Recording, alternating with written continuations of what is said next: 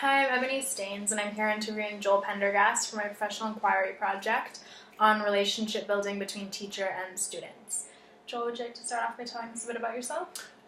So I'm currently teaching math science at the junior high level, and I'm a third-year teacher, graduated from the University of Lethbridge in 2015 with a Bachelor of Science and a Bachelor of Education. So that's me. Very impressive. So my first question is, what approaches do you take in creating relationships with your students?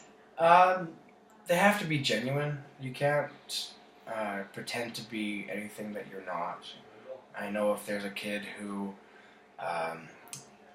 loves hip-hop, I'm not the guy to talk to about that, and that's not what the connection will make. But you be genuine, you take time to figure out what the kids like and what they enjoy, and the kind of what passions they have in and outside school, and then find a way that connect it to you and connect it to their life and maybe connect it to the curriculum. Yeah, it takes time, but it has to be genuine. It can't be fake because kids perceive that in a heartbeat. So within the classroom setting, there often isn't a lot of time to actually just talk to the students on an individual and personal level. So what do you do to make sure that you're finding out this information about your students so you can build these relationships? Little things add up. When kids, sometimes they'll have like a mini story and they'll say, oh yeah, last week when I was at my BMX tournament, and then, oh, okay, so that student likes BMX. A lot of times though, you have to put the time in. I'm a coach of multiple sports at my school right now, volleyball and basketball.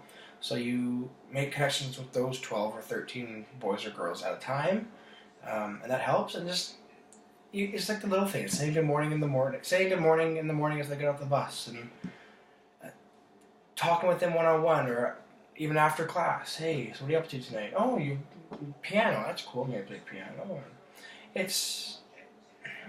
You won't make those relationships if you don't set time aside for it. Mm-hmm. Otherwise, I think there's many people in our profession who see it as show up at 8 o'clock, teach their lessons, leave at 3 o'clock. But I think the beauty of teaching is making connections with kids and being able to help them grow as individuals and hopefully into young adults. So, yeah. Beautiful. What importance does student and teacher relationships play in your practice? Sorry. It's okay. It's huge for me. I think it's major. That I had many teachers and professors tell me throughout when I was learning this stuff that it's not important. The kids don't have to like you. And I agree. Like, I don't lose sleep over the fact that a 14-year-old doesn't like me. Like, it's not something that bothers me.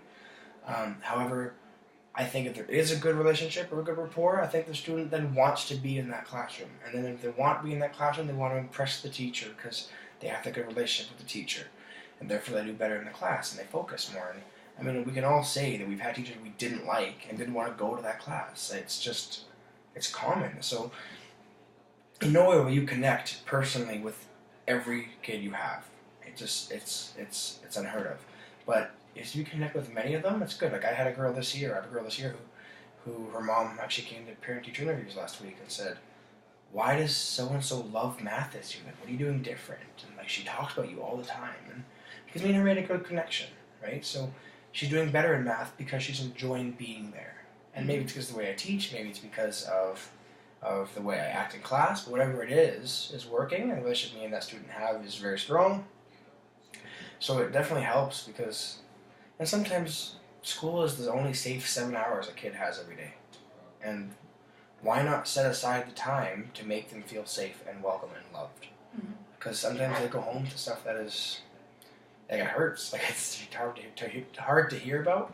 But yeah, making that connection makes them feel safe and makes them want to be in the classroom. And like what you just said really reminds me of a quote by Rita Pearson, like, kids don't learn from people they don't like, and that really rings true. When you're standing in front of your class and you are trying to create that environment to make every kid feel safe and wanting to be there, what do you think it is about you, and like what do you bring to the table that you might do differently than other teachers? I think I'm real with the kids. I think I'm honest with the kids. In no way do I think that I don't like expose them to the harsh realities of being an adult, but the same way I don't wear kid gloves with them, I don't baby them, and I think they appreciate that. I'm not their friend. I'm 24 years old. I don't need a 14-year-old as my friend.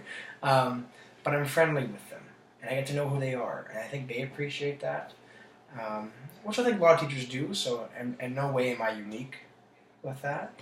But I think a lot of kids would say that they have a strong relationship with Mr. Pendergast because, for whatever reason, maybe because I'm young enough to be hip with it. But yeah, I think that's what it is. I think I can tell jokes and keep the class on track and make math, which can usually be a boring subject, into something exciting. So, and I'm me. I'm me in front of the kids. They get full on Mr. P, which is sometimes crazy enough as it is. So. Yeah, are there any approaches that you borrowed from other teachers? Like, in building these relationships with students, did you pull from teachers that you had?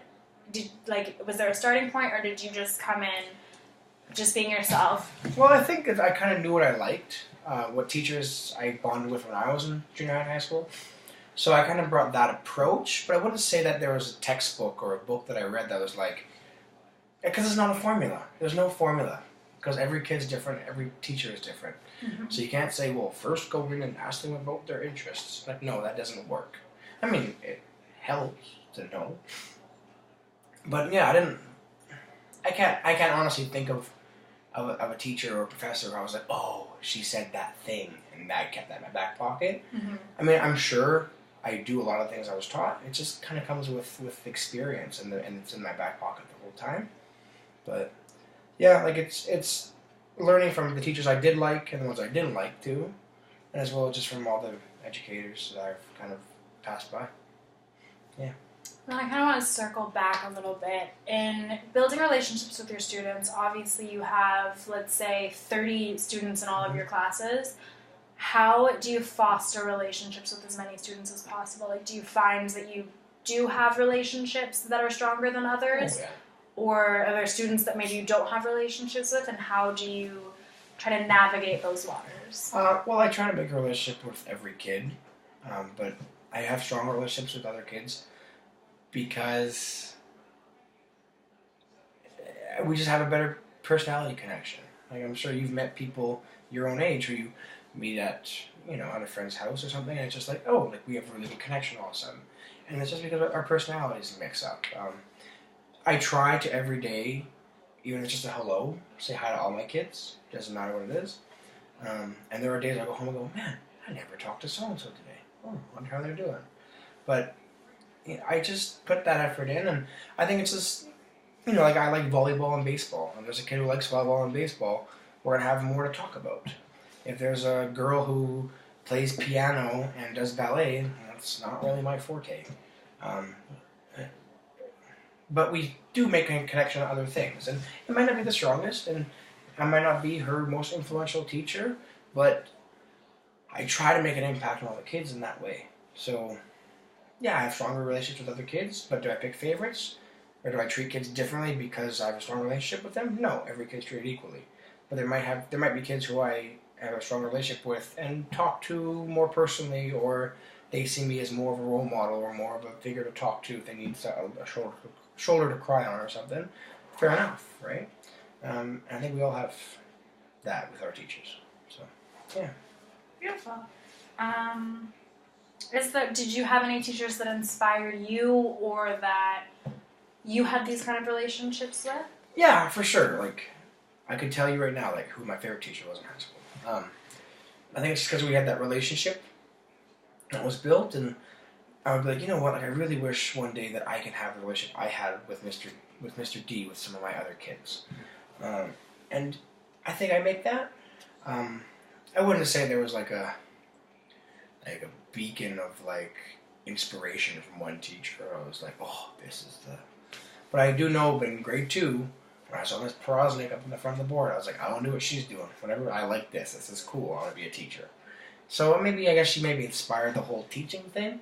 But just all my really good teachers just kind of reiterated the fact that teaching was my path. So Yeah. Beautiful. I just wanted to finish off by telling a story as to why I wanted to interview you specifically, because you inspire me a lot in my journey to becoming a teacher. Oh, I know.